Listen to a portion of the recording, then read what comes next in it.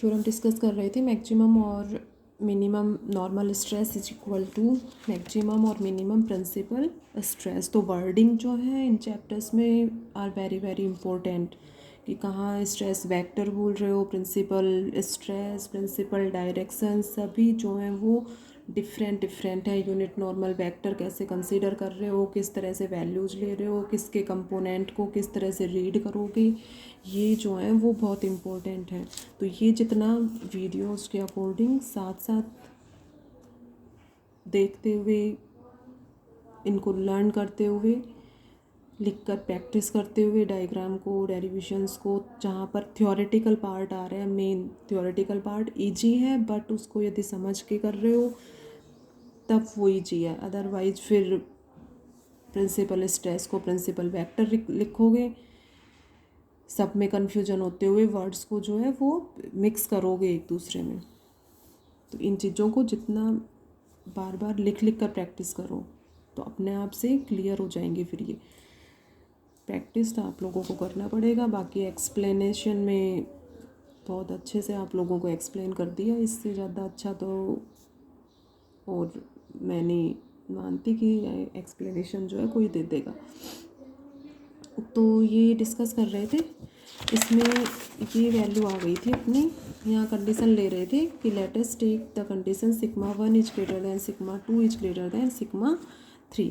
ठीक है, अब ये मैक्सिमम वैल्यू है, ये मैक्सिमम वैल्यू है, तो ये मैक्सिमम वैल्यू कब फाइंड आउट होगी, जब n2 और n3 0 ले लो और इसको 1 ले लो। तो ये जो रिलेशन है अपना ये सेटिस्फाई हो जाएगा, n2 n3 0 होगा और n1 1 पुट करोगे, then we get the value of 1 1 equal to 1। तो ये सेटिस्फाई हो जाएगा। तो n की वैल्यू मैक्सिमम कब फाइंड आउट होगी, जब n1 इक्वल टू 1 और ये ग्रेटर देन सपोज कर रहे हैं यहाँ पर, तो n इक्वल टू सिग्मा 1। इससे क्या कहोगे कि maximum normal stress equal to maximum principal stress.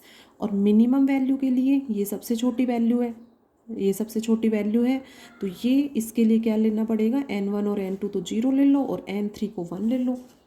Minimum value of n in equation first will given by taken as n1 equal to n2 equal to 0 and n3 1, तो n equal to sigma 3। तो इससे क्या कहोगे कि minimum, ये minimum normal stress है, sigma 3 आ रहा है इसकी वैल्यू, सिग्मा 3 सबसे छोटी वैल्यू है, तो ये मिनिमम नॉर्मल स्ट्रेस की वैल्यू है। और यहाँ सिग्मा 1 जो है वो सबसे ग्रेटर वैल्यू है, n सिग्मा 1 है, तो ये मैक्सिमम नॉर्मल स्ट्रेस होगा। तो इसके अकॉर्डिंग अपना जो पार्ट है कि मैक्सिमम और मिनिमम नॉर्मल स्ट्रेस किसके इक्वल होगा, मैक्सिमम और मिनिमम प्रिंसिपल स्ट्रेस के इक्वल होगा। तो ये थ्योरम जो है वो प्रूव हो जाती है, ये पार्ट अपना कंप्लीट हो जाता है। तो इसमें मेनली जो है प्रिंसिपल डायरेक्शंस को कोऑर्डिनेट एक्सिस के अकॉर्डिंग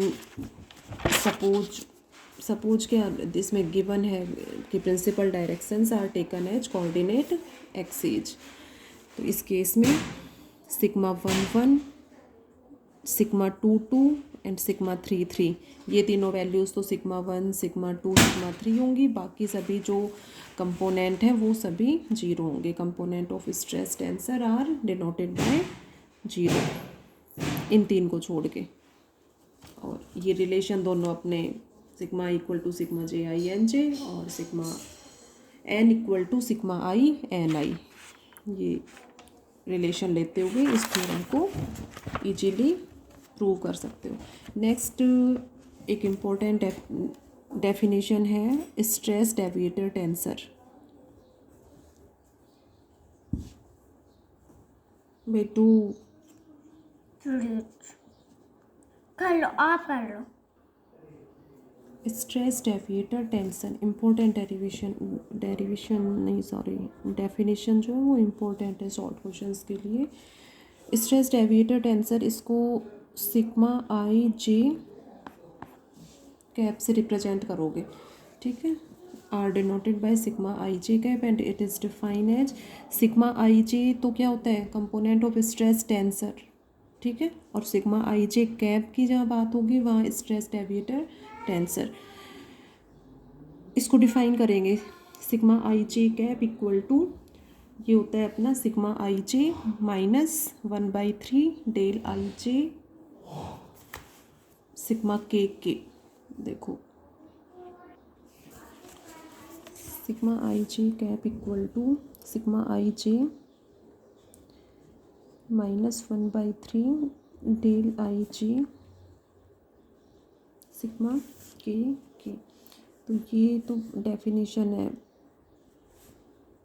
कि स्ट्रेस डेविएटर टेंसर सिग्मा आई जे कैप को इस फॉर्म में डिफाइन करोगे।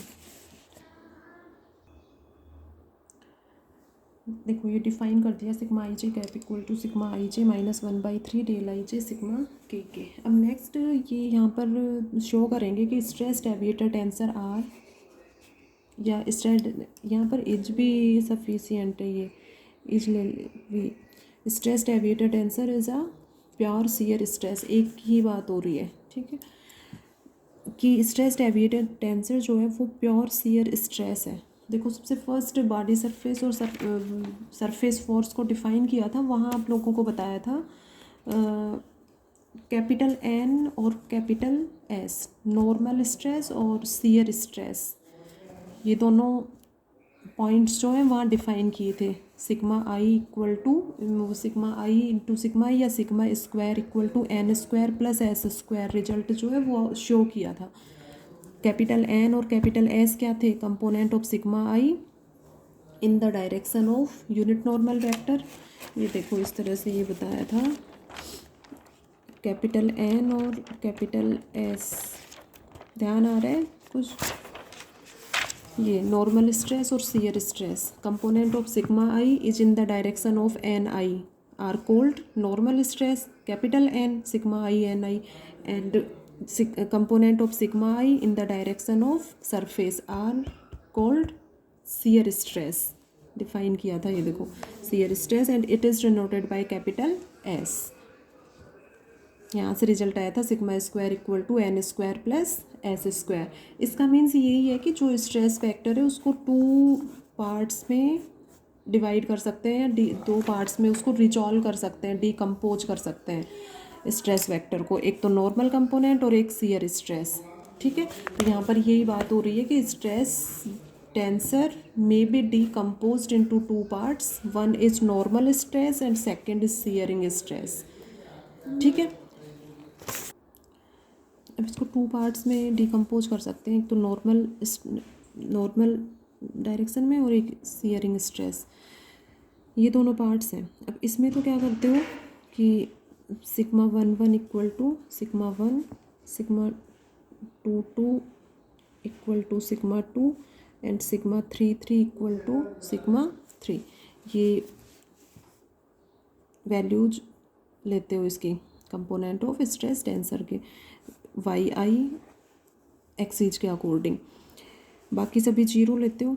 अब कोई भी coordinate system y i dash यदि इस तरह से चूज करो y1 dash y2 dash y3 dash कि सिग्मा 1 डैश सिग्मा 2 डैश और सिग्मा 3 डैश, ये वैल्यूज क्या हों, ये वैल्यूज भी क्या हों, 0 हों, इनके अलावा सभी और तो 0 होंगी, ये भी 0 हों।